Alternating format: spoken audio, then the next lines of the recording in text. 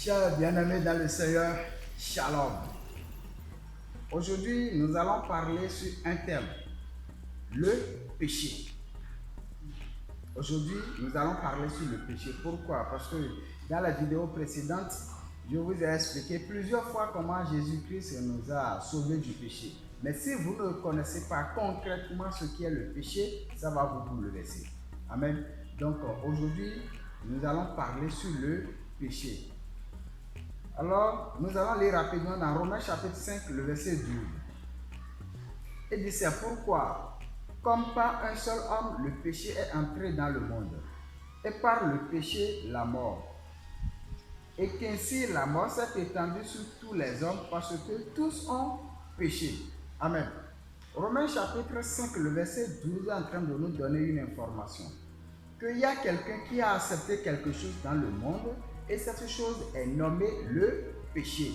Si vous lisez le verset 14, vous allez savoir que c'est Adam qui est cette personne. C'est Adam qui a accepté le péché dans le monde. Donc ici, il ne nous a pas encore démontré ou défini exactement ce que c'est que le péché. C'est juste une information que Adam a juste accepté quelque chose dans le monde, et ce que Adam a accepté, c'est ça qu'on appelle le péché. Alors pour connaître réellement le péché, nous devons fouiller un peu la vie d'Adam. Ou bien, parce que c'est lui qui a accepté cette chose dans le monde. Dans Genèse chapitre 2 et Genèse chapitre 3, nous pouvons réaliser que après que l'homme a créé le jardin d'Éden, il a créé l'homme, c'est-à-dire Adam et Ève, il les a mis dans le jardin d'Éden. Mais Dieu a donné un ordre. Quel est cet ordre? Il dit, vous pouvez manger de tous les arbres du jardin. Mais quant au fruit de l'arbre du connaissance du bien et du mal, ne mangez pas. Le jour où vous en mangerez, vous mourrez. C'est ce que la Bible a dit. Mais au fil du temps, nous pouvons réaliser que petit à petit, Adam et Ève, ils sont dans le jardin. Et puis un jour, Ève a eu le culot de s'approcher de cet arbre. Mais voici, Satan est venu automatiquement. Quand Satan a vu Ève, femme, Dieu a-t-il réellement dit de ne pas manger de tous les arbres du jardin? Mais la femme a dit quoi? Non, Dieu a dit de manger de tous les arbres du jardin, mais excepté l'arbre qui est au milieu du jardin, que si nous mangeons, nous allons mourir. Elle n'a même pas dit nous allons mourir. Il dit de peur que nous ne mourions. Ça veut dire que la parole aussi n'était pas claire dans son cœur. Vous voyez, c'est-à-dire l'ordre que Dieu a donné n'était pas clair dans son cœur. Dieu lui a dit, si vous mangez, vous mourrez. C'est ce que Dieu a dit. Mais Ève a dit quoi? De peur que nous mourions. Vous voyez, Dieu a dit, vous mourrez. Lui dit, de peur que nous mourions. Vous voyez un peu? Donc, là, Satan même a déjà compris que la parole n'était pas stable, très claire dans son cœur. Et finalement, Satan est entré. Satan a commencé par séduire Ève, un peu, jusqu'à ce qu'elle même a mangé le fruit. Et après avoir mangé ce fruit maintenant, qu'est-ce qui s'est passé? Elle a donné ça aussi à son mari, c'est-à-dire Adam.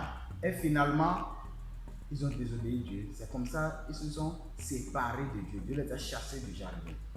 Vous voyez? Donc là, à travers cette conversation, c'est-à-dire à travers la conversation de Satan et l'homme dans le jardin d'Éden, nous pouvons réaliser que c'est la pensée de Satan que l'homme a accepté dans son cœur. Et automatiquement, la pensée de Dieu qui était dans leur cœur est quittée. En même temps, Dieu a dit, si vous mangez, vous mourrez. Mais Satan dit, si vous mangez, vous ne mourrez pas. Vous serez des dieux connaissant le bien et le mal. Quand l'homme a accepté cette pensée venant de Satan, c'est fini. Tout est bouleversé. Automatiquement, l'homme a compris qu'il était charnel. Or, en réalité, Dieu ne l'a pas créé en esprit, non.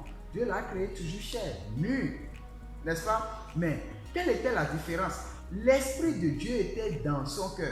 Mais puisque l'esprit de Dieu était là, il ne pouvait pas voir le chair. Mais il voyait seulement l'esprit. Il voyait Dieu. Vous voyez, il conversait avec Dieu, il faisait toutes choses avec Dieu. Parce que l'esprit de Dieu était en eux et ils sont à l'image de Dieu. Mais depuis que la pensée de Satan a établi depuis que la pensée de Satan est établie dans leur cœur, c'est fini. Ils ne peuvent plus voir Dieu. Dieu les a chassés du jardin. Vous comprenez un peu? Nous allons lire rapidement dans 2 Corinthiens chapitre 11, le verset 3. La Bible dit: toutefois, de même que le serpent séduisit Ève par sa ruse, je crains que vos pensées ne se corrompent et ne se détournent de la simplicité à l'égard de Christ. Amen. C'est vrai, Satan, il a séduit Ève, c'est-à-dire il a séduit l'homme dans le jardin d'Éden. En utilisant quoi? Sa pensée. Il a mélangé la pensée de l'homme en lui donnant maintenant sa propre pensée. Et automatiquement, quand sa propre pensée est installée dans le cœur de l'homme, c'est fini. L'homme est séparé de Dieu. Vous comprenez un peu?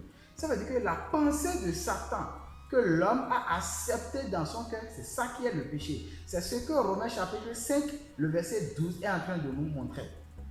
Il a dit, c'est pourquoi, comme par un seul homme, le péché est entré dans le monde. Vous voyez, le péché est entré dans le monde. Là, il nous a juste donné une information. Il n'a pas défini, il n'a pas donné la définition du péché. Vous comprenez un peu? Il dit, le péché est entré dans le monde. Maintenant, en fouillant un peu la vie d'Adam et Ève, on a compris que ce que l'homme a accepté dans le monde, premièrement, c'est la pensée de Satan. La pensée de Satan, c'est ça que l'homme a accepté dans le monde et c'est ça qui a fait que tout le monde est devenu pécheur aujourd'hui. Pour finir, nous allons lire Psaume chapitre 51 et on va voir ce que David a dit par rapport à ce péché. Psaume 51, verset 7. La Bible dit: il dit, voici, je suis né dans l'iniquité et ma mère m'a conçu dans le péché. Amen. David a dit, voici, je suis né dans l'iniquité et ma mère m'a conçu dans le péché. Ça veut dire que depuis le ventre de sa mère, il était quoi? Pécheur. Dans le ventre de sa maman, il n'a pas combien péché, il n'a rien fait de grave. Mais il a dit quoi? Il est toujours pécheur. Pourquoi? Parce que le péché, ce n'est pas un objet qu'on peut voir. C'est une pensée qui est dans le cœur de l'homme. C'est dans notre sang. Vous comprenez un peu? Donc, tout homme est né avec le péché, c'est-à-dire tout homme est né avec la pensée du diable. Tout homme est né avec l'esprit impur. C'est pourquoi nous sommes pécheurs. L'homme ne pêche jamais pour devenir pécheur, mais l'homme est né pécheur. C'est pourquoi l'homme est pécheur. Nous sommes tous les descendants d'Adam et Ève, parce que c'est le même sang qui coule jusqu'à aujourd'hui. C'est le même sang qui coule jusqu'à aujourd'hui. Donc, nous sommes toujours pécheurs. Pourquoi? Parce que Adam et Ève ont accepté le péché dans le monde. Ce n'est pas que nous-mêmes nous avions fait quelque chose. Non. Nous avons hérité. Adam et Ève, eux, ils ont accepté le péché dans le monde. Volontairement, hein? Mais après ça, ils sont devenus esclaves du péché. Mais nous avons hérité le péché d'Adam et Ève. Nous n'avons pas accepté ça volontairement, mais nous avons hérité ça. Et ce péché-là, c'est la pensée du diable. Et pour être délivré de la pensée du diable, vous-même, vous savez, c'est l'évangile. Amen. C'est la vérité. Parce que celui qui est dans le mensonge, il a besoin de quoi? De la vérité pour être affranchi du mensonge. Jésus a dit, vous connaîtrez la vérité et la vérité vous affranchira. Donc c'est seulement la vérité qui va nous affranchir du péché. Ce n'est pas autre chose. Mes chers bien-aimés, nous allons s'arrêter ici et après on va continuer. Je vous remercie. À la prochaine. Et je veux que vous gardiez cela dans votre cœur. Le péché, ce n'est pas les mauvaises choses que nous commettons, mais c'est la pensée du diable que Adam et Ève ont accepté dans le jardin d'Éden. Amen.